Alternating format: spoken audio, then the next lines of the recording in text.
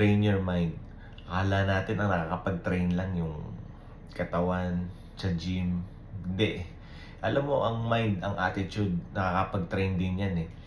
For example, no, kapag nagtitrain ka lagi na hindi ka nagiging magagalitin sa mga nakakagalit na situation, training yan eh.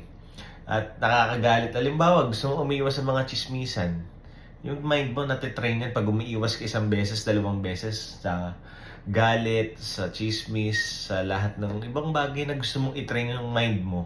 Makakaiwas ka eh. Pwede mong i-train yung buong mind mo na maging pasensyoso ka.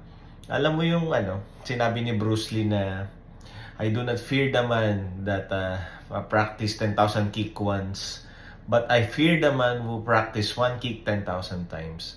Yung mind mo, i-train mo sa lahat ng bagay na kabutihan. No? Maraming